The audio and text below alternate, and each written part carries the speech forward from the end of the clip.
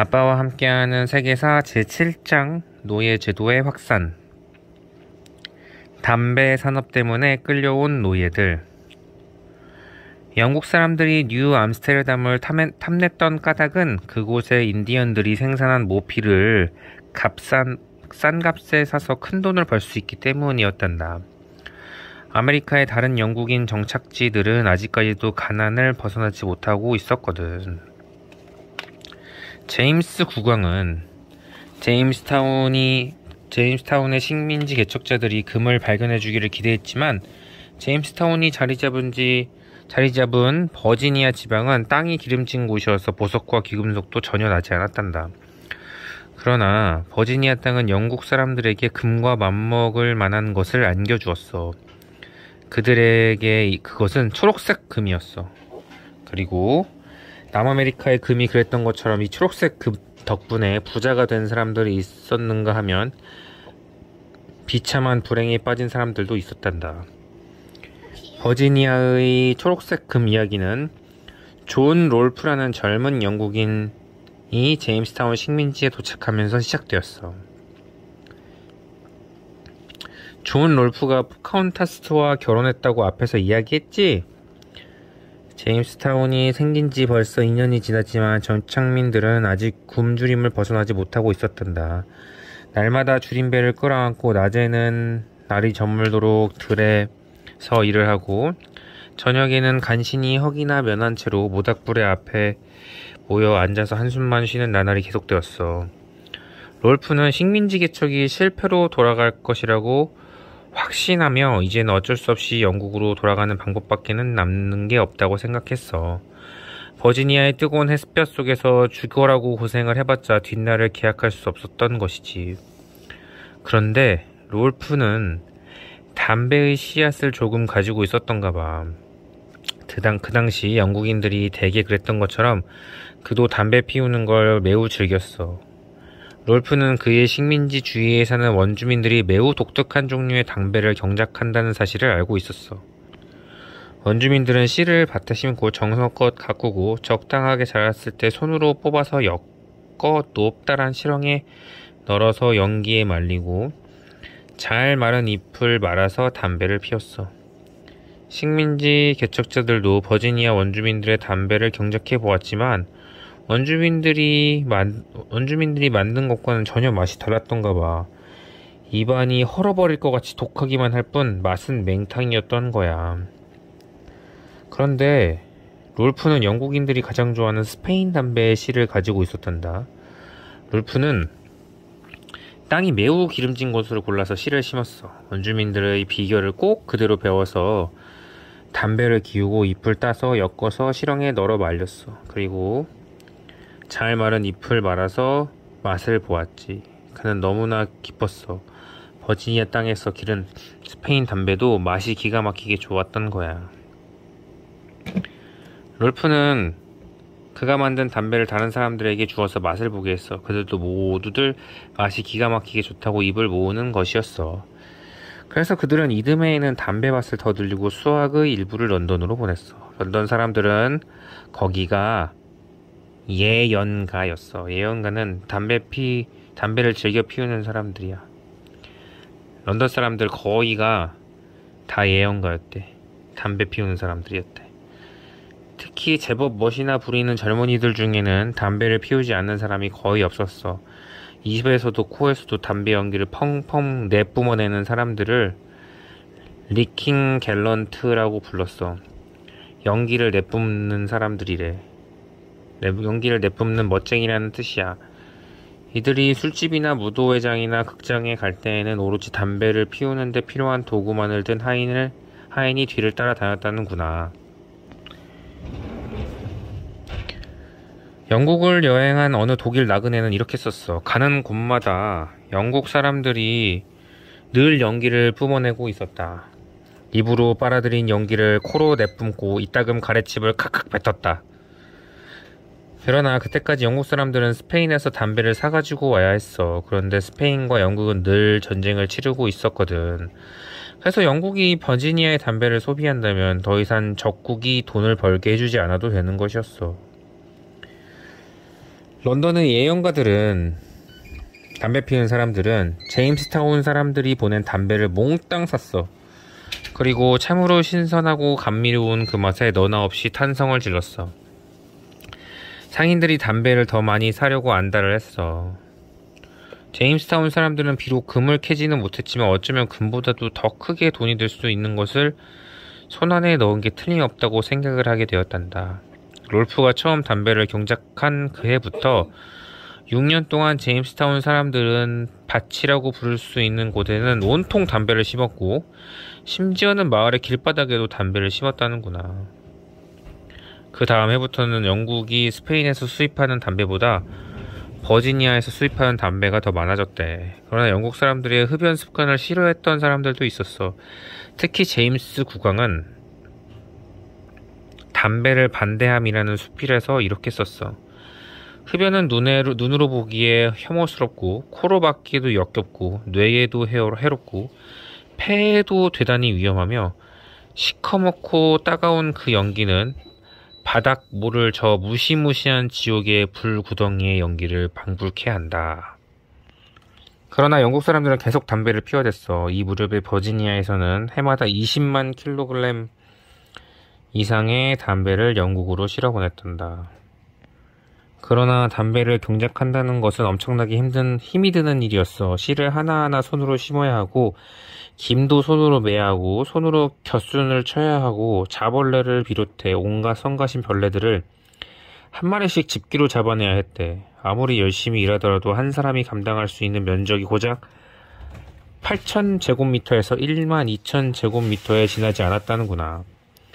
이윽고 담배가 자랄 만큼 자란 다음에는 이 씨의 잎을 따고 엮어서 6주 동안 실ong에 넣어서 연기에 말리고 그 다음에는 억센 밑동은 잘라내고 연한 부분만을 나무통에 꼭꼭 쟁여 넣어야 해. 처음에 담배 경작자들은 계약직 머슴들을 고용했어. 그들은 살던 나라에서 신대륙으로 오는 데 드는 경비와 먹을 것과 살 곳을 제공받는 대신에 일정 기간 동안 담배밭에서 일을 하기로 계약을 맺은 가난한 영국인 남녀들이었어.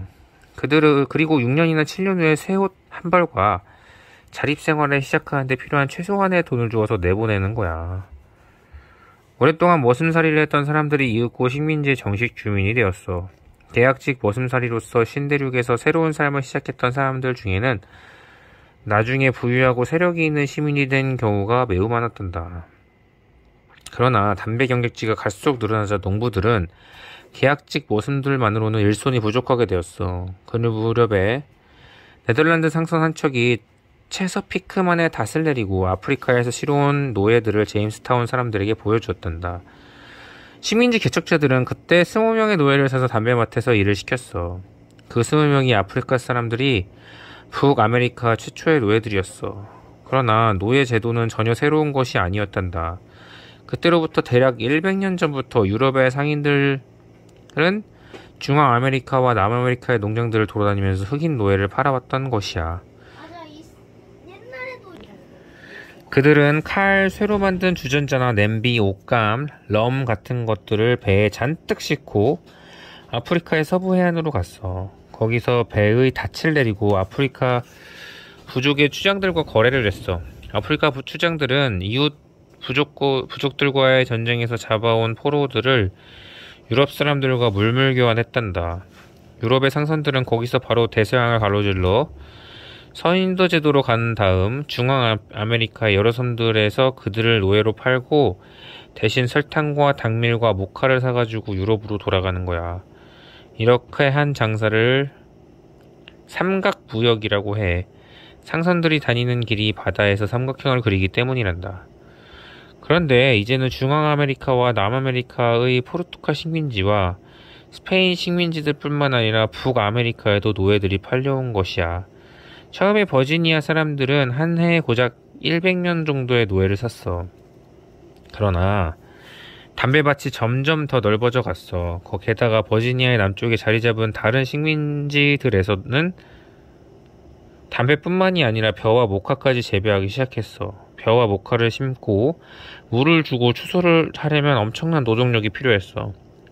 그래서 점점 더 많은 노예들이 북아메리카로 팔려왔어. 한 해에 몇천 명이었던 것이 몇만 명으로 늘어나기까지 그리 오래 걸리지 않았다는구나. 제임스타운에 처음 노예들이 팔려온 그 해로부터 100년 후가 되자 버지니아 주민 절반을 노예가 차지했어. 버지니아의 담배 농장들은 모두 번영을 누렸는데 순전히 노예의 노동력 덕분이었단다. 그러나 강제로 팔려온 노예들은 영영 자유를 얻지 못했고 다시는 고향에 돌아가지 못했어. 포르투갈에 맞서 싸운 앙골라의 여왕 은징가. 네덜란드 상선에 실려서 제임스타운에 팔려왔던 최초의 노예들은 아프리카 서부 해안 출신들이었단다. 그러나 서아프리카를 통해서 처음으로 노예 무역을 시작했던 나라는 네덜란드가 아니었어. 스페인 반도의 해안지대에 자리 잡은 작은 해상국가 포르투갈이 처음으로 아프리카 사람들을 유럽의 다른 여러 나라 사람들에게 노예로 팔아서 막대한 돈을 벌었단다. 포르투갈의 노예 무역상들은 거대한 아프리카 대륙을 잡아다가 팔 노예가 무궁무진한, 그래서 아무리 퍼내도 바닥이 드러내지 않는 부의 원천이라고 생각했대. 그런데 그런 생각을 가진 포르투갈 사람들과 맞서 싸우는데 일생을 걸었던 한 여자가 있었단다.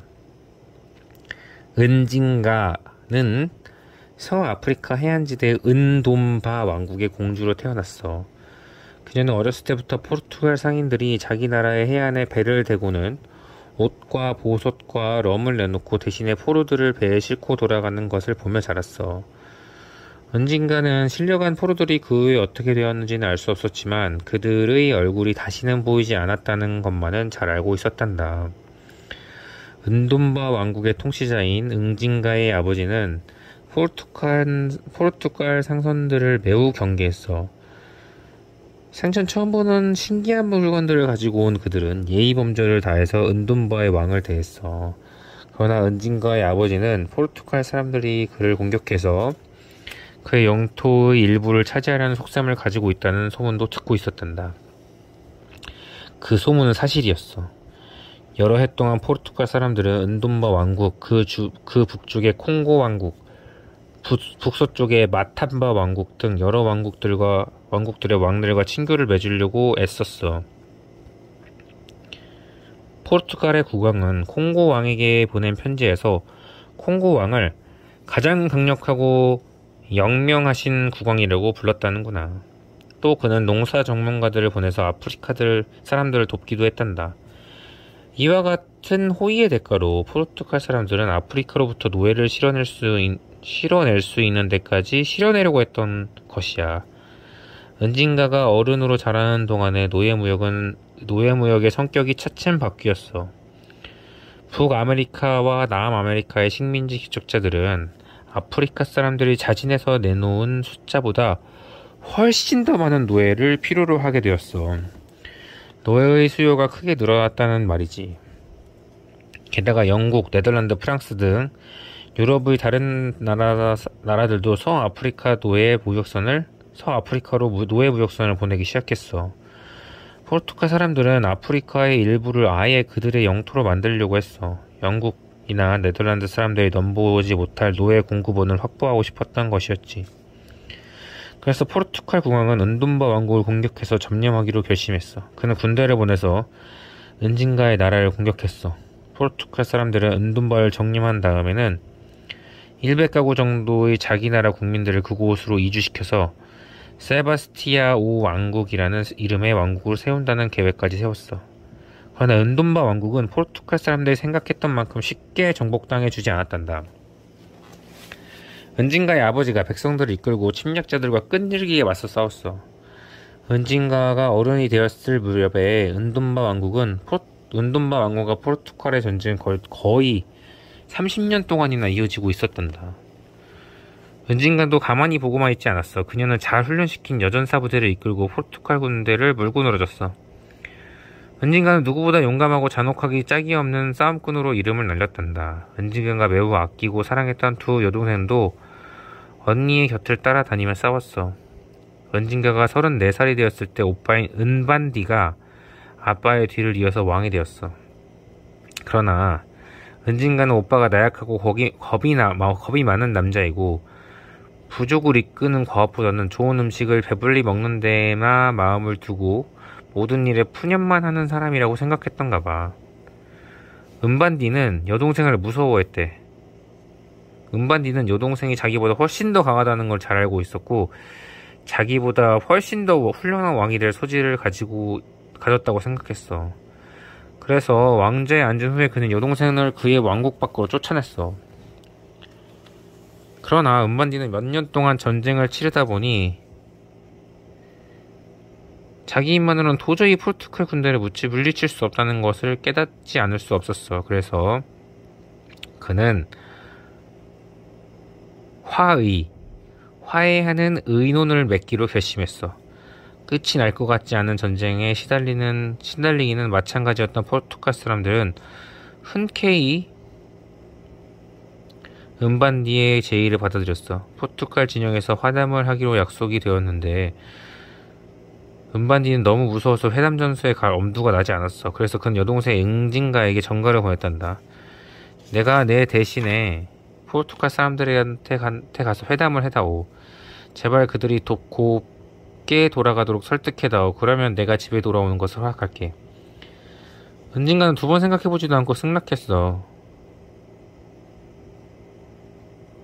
그녀는 은둔바 사람들이 힘으로는 포르투갈 군대를 이길 수 없다는 사실을 잘 알고 있었어. 그래서 힘으로 이길 수 없다면 지혜로서 물리치겠다고 다짐했어. 은진가는 왕과의 예복을 차려입고 신중하게 뽑은 시종들을 거느리고 포르투갈 군대의 본부가 있는 곳으로 갔어. 포르투갈 사람들은 은진가에게 편안하고 화려한 거처를 내주고 선교사들을 보내서 대화를 하게 했어. 은진가는 선교사들의 이야기를 귀담아 들었어. 그리고 자기가 기독교가 된다면 포르투갈 사람들이 훨씬 더 정중하게 대해줄 것이 틀림없다는 걸 알아차렸어. 그래서 은진가는 그 자리에서 선교사들로부터 세례를 받고 안나 데 수사라는 기독교 이름도 받았단다. 그녀는 또 두 여동생 키푼지와 무쿰부도 세례를 받게 했어. 포르투갈 사람들은 그들에게 레이디 그레이스와 레이디 바라바라는 세례명을 지어주었단다. 이었고 약속된 회담이 열리는 날이 되었어. 은진가는 회담장에 들어가자 포르투갈 대표가 먼저 와서 기다리고 있었어. 그런데 은진가가 주위에 둘러보니까 의자가 하나밖에 보이지 않는 거야. 자기가 앉은 의자가 준비되어 있지 않은 거야. 포르투갈 대표가 보석을 박아서 화려하게 장식된 의자에 앉더니 은진가의 앞에 방석을 툭 던져주는 것이었어. 은진가가 등 뒤에 서 있던 시녀를 돌아보면서 눈썹을 치켜세웠어. 그러자 시녀가 대뜸 은진가 앞으로 와서 두 손과 무릎으로 바닥을 짚고 엎드렸어. 은진가는 로브를 벗어서 뒤로 휙 던져버리고 시녀의 등에 걸터 앉았어. 그리고 그것이 자기 옥죄라는 듯이 편안하게 앉아서 포르투갈 대표를 똑바로 쳐다보았대. 회담이 끝났어. 포르투갈 사람들은 긴 전쟁 동안에 잡아간 포로들을 풀어준다면 은둔바 왕국을 독립된 나라로 인정하겠다고 약속했어. 은진가가 벌떡 일어나서 밖으로 나가려고 걸음을 옮겨 놓았지. 그러나 두 손과 두 무릎을 바닥에 짚은 시녀는 일어나지 않았어. 그러자 포르투갈 대표가 벌떡 일어나서 손가락으로 시녀를 가리키며 말했다는구나. 여보세요 공주님, 당신 의자는요? 은진가가 사나운 눈빛으로 그를 쏘아보면서 이렇게 말했어. 나는 같은 자리에 두 번 앉지 않아요. 그리고 은진가는 뒤도 돌아보지 않고 밖으로 나가서 은둔바로 돌아갔어. 그러나 은진가가 맺었던 평화조약은 그리 오래가지 않았단다. 또다시 노예 수요가 부족하게 되자 포르투갈 사람들은 다시 은둔바로 쳐들어가자고 사람들을 납치해서 노예선으로 실어내었어. 은진가는 오빠한테 그들과 싸우자고 간청했지만 그는 듣지 않았단다. 아마도 그는 창을 든 그의 전사들이 소총으로 든 포르투갈 군인들을 이길 수 없다고 지레 겁을 먹었을 거야. 은진가는 오빠의 비겁한 태도에 격분했어. 그런데 뜻밖에도 갑자기 은반디가 죽어버렸어. 사람들은 은진가가 오빠를 독살한 게 틀림없다고 수군거렸지만 확실한 것은 아무도 모른단다. 하여간에 은징가가 이제는 자기가 여왕이 되었다고 선언하고 포르투갈 사람들을 상대로 그녀의 평생에 걸친 전쟁을 시작했어. 포르투갈 사람들이 수도를 포위하고 여왕을 국외에서 쫓아냈어. 은징가는 이웃나라 바탐바를 쳐들어가서 그 나라의 왕좌에 앉았어. 그리고 서아프리카 여러 나라에서 사람들을 잡아가서 해안으로 끌고 가는 포르투갈 군인들을 끈질기게 공격했단다. 은징가의 끈질긴 공격에 시달리다가 지친 포르투갈 사람들은 마침내 단념했어. 그들은 은징가에게 다시 은둔법 왕국으로 돌아가서 나라를 다스리는 것을 간섭하지 않을 테니까 대신에 자기들이 노예들을 잡아 해안으로 가는 길에 그녀의 영토를 지나가는 걸 허락해달라고 말했어. 70대의 노인이 된 은징가는 그 제의를 받아들였단다. 그녀는 오랫동안 떠나있던 왕국으로 돌아와서 성대한 의식을 치르고 다시 왕좌에 앉았어. 은징가는 81살의 나이로 세상을 떠났는데 가슴에 활과 화살을 안고 무덤에 묻혔다는구나.